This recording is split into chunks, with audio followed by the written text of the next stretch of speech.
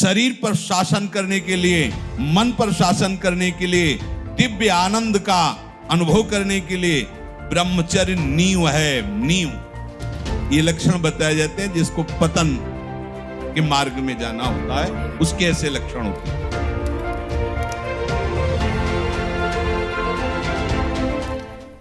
जिसको कश्यप जी से उनके गुरुदेव कह रहे कि जिसको इस मनुष्य जन्म में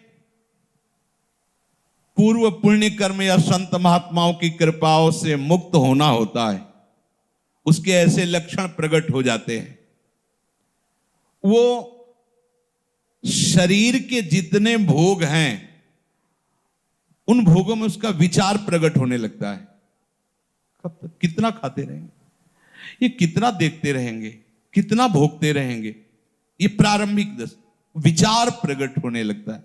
मन कहता है ये संयोग कब तक रहेगा, कितना कितना विचार, अंदर विचार प्रकट होता है। उस विचार से उसके हृदय में इस शरीर और इन भोगों की जलन से मुक्त होने की इच्छा जागृत होती है।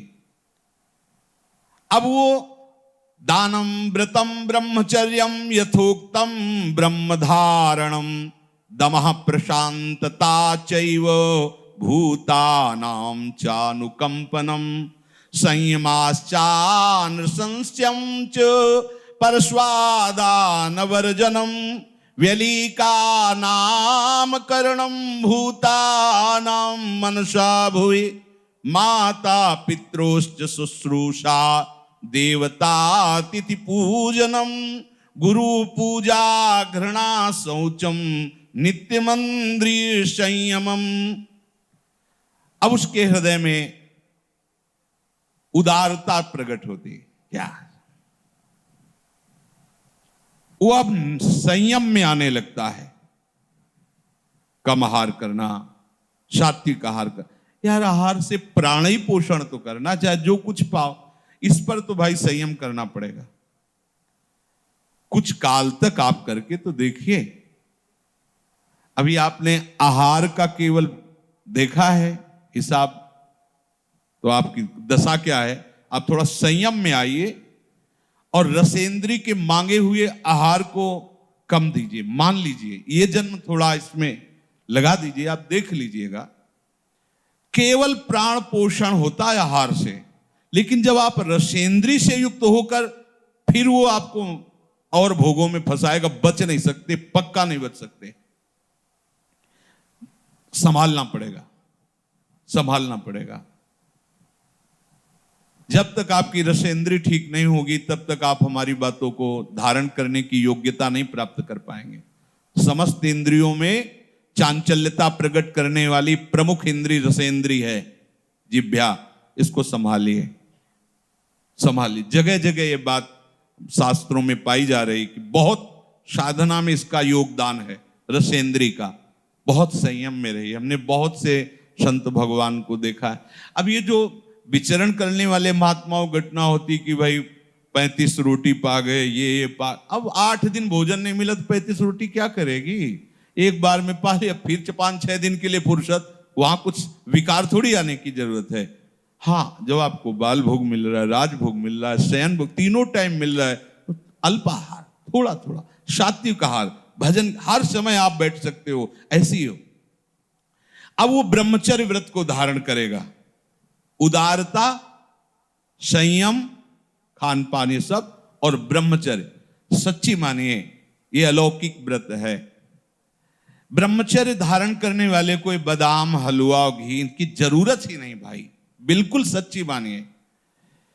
जैसे तप्त भूमि में पैर कैसे पड़ता है, एकदम ऐसी बिजली रहती ब्रह्मचारी के शरीर में। बिजली 60 किलोमीटर बिना विश्राम किए चलते देखा है। पीछे भी चर्चा की थी, हम हार गए। कमंडल हाथ में छड़, ब्रह्माकार वृत्ति, चले जा रहे। कब आहार मिलेगा, कब विश्राम, कोई मतलब नहीं। आहार, भगवदाकार वृत्ति। ब्रह्मचर्य अत्यंत आवश्यक, जिसे आप खिलवाड़ समझ रहे हो, ये बहुत बड़ी हानि है। जिन लोगों को ऐसा लगता है कि ब्रह्मचर्य छीण करके हम घी दूध पी करके या मकर और कौन सी भस्म और स्वर्ण भस्म मकर ध्वज और क्या क्या, भाई ये सब उसकी पूर्ति नहीं कर सकते। ध्यान रखना, जो ब्रह्मचर्य आपका छीण हुआ, जो नस नाड़ियों का अभ्यास आपका गलत बन गया, उसको कोई भी भस्म, कोई भी औषधि, कोई भी घी दूध बादाम पिस्ता पूर्ण नहीं कर सकता। ध्यान रखना, जिन लोगों को ऐसा लगता है वो भ्रम में है, वो भ्रम में है, वो भगवत आराधन की योग्यता खो देंगे। ब्रह्मचर्य अत्यंत आवश्यक है। नींद पर काबू पाने के लिए, शरीर पर शासन करने के लिए, मन पर शासन करने के लिए, दिव्य आनंद का अनुभव करने के लिए ब्रह्मचर्य नींव है, नींव। भले आप गृहस्थ में हैं तो शास्त्र आज्ञा करता है संतान उत्पत्ति आदि के लिए, बस बहुत जन्म हो गए खिलवाड़ करते हुए, थोड़ा तो संयम में इस जन्म में आ जाओ, चाहे गृहस्थ हो चाहे विरक्त हो। ऐसी प्रवृत्ति जो हम अनेक जन्मों से करते आए हैं, वही इस महामहिम मनुष्य शरीर को प्राप्त करके हम पुनः गलती दोहरा रहे हैं। अब हमको वो करना है जो आज तक किया नहीं। आज तक भोग करते रहे तो अब ब्रह्मचर्य से रहेंगे, आज तक विषय चिंतन करते रहे तो भगवत सेवा चिंतन करेंगे, आज तक संसार के रूप का चिंतन करते अब स्वामी के रूप का चिंतन करेंगे, आज तक संसार का नाम गुणगान करते रहे प्रपंच का, अब मैं प्रपंचातीत प्रभु के नाम का, उनके गुणों का गायन करूंगा। जब जिसको भगवत प्राप्ति होनी होती है मनुष्य शरीर में, तो ये संयोग प्राप्त होना शुरू हो जाता है। वो शास्त्रों का स्वाध्याय करने लगता है। इंद्रियों की चांचल्यता उसे अच्छी नहीं लगती, देखना सुनना बोलना, वो गंभीरता आने लगती है। कोई भी उससे बात करे मुस्कुराकर, ऐसा दयाचित, सब पर करुणा करने वाला उसका स्वभाव बनने लगेगा। चित्त विषय चिंतन के लिए लालायित नहीं होगा, लालची नहीं होगा, चित्त उदासीन हो, कुछ अच्छा ही नहीं लगता। स्वभाव में कोमलता, दूसरों से कुछ लेने की इच्छा का त्याग, किसी को भी मन से भी दुख ना पहुंचाने की सोचना, मन से भी किसी को दुख ना पहुंचाने की नहीं, किसी को मन से भी दुख हम ना सोचें कि भगवान देखो हमको गाली दिया, अपमानित किया, इसको ऐसा नहीं, ऐसा भी नहीं। सद्गुरुदेव भगवान की पूजा, पवित्रता का स्वभाव और अपने इन कर्मों का कभी प्रचार ना करना, यह है जिसकी उन्नति होनी, भगवत प्राप्ति होनी होती है। तो ये लक्षण उसके हृदय में जागते हैं। अपने शिष्य कश्यप जी को वो बोल रहे हैं। और जिसका पतन होना होता है, नाश होना होता है, उसे विपरीत बुद्धि प्राप्त हो जाती है। बुरी दशा आने के पहले बुद्धि बदली जाती है। उसके हृदय में विपरीत दशा जागृत होती है। विनाश काल में बुद्धि व्यावर्तते चास्य विनाशे प्रत्युपस्थिते, उसकी ऐसी बुद्धि में उल्टी भावना आ जाती कि कब तक ये सब, अरे भोगो यार, भगवान को मिलना होगा मिल जाएंगे, ना मिलना ना, सामने भोग उपस्थित, भोगो। उसमें धैर्य नहीं रहता। ये लक्षण बताए जाते हैं जिसको पतन के मार्ग में जाना होता है, उसके ऐसे लक्षण होते हैं। वो अपने धैर्य को नहीं बनाए रखता।